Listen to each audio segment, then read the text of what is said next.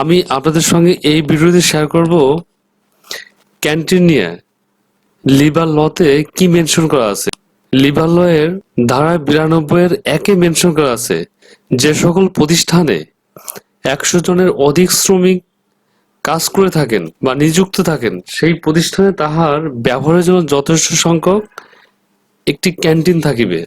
অর্থাৎ যে সকল প্রতিষ্ঠান সমূহে 100 জনের বেশি শ্রমিক কাজে নিযুক্ত থাকেন সেই সকল প্রতিষ্ঠানে ওই শ্রমিকের ব্যবহারের জন্য একটি ক্যান্টিন থাকিবে।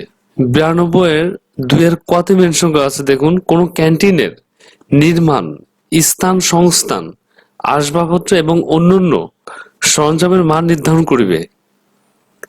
খ-তে মেনশন করা আছে ক্যান্টিনের জন্য একটি ব্যবস্থাপনা কমিটি গঠন এবং উহার ব্যবস্থাপনায় শ্রমিক প্রতিনিধিত্বের জন্য বিধান করিতে পারিবে। 92 এর 3-এ মেনশন করা আছে ক্যান্টিনে কি ধরনের খাদ্য সরবরাহ করা হইবে এবং উহার মূল্য কত হইবে তাহা উক্ত ব্যবস্থাপনা কমিটি নির্ধারণ করিবে এবং একটি কমিটি থাকবে, সেই কমিটির মাধ্যমে সবকিছু নির্ধারণ হবে। অর্থাৎ একটি প্রতিষ্ঠানে যে সকল প্রতিষ্ঠানে 100 জনের অধিক শ্রমিক কাজ করে থাকেন তাদের ব্যবহারের জন্য একটি ক্যান্টিন থাকবে এবং একটি কমিটি থাকবে। এই কমিটি সবকিছু মেনটেন করবেন, কমিটির মাধ্যমে সবকিছু নির্ধারণ করবে। এই রিলেটেড কোন কোশ্চেন থেকে থাকলে আপনি কমেন্টস করুন, আমি রিপ্লাই দিব। সবাই ভালো থাকুন, সুস্থ থাকবেন। আল্লাহ হাফেজ।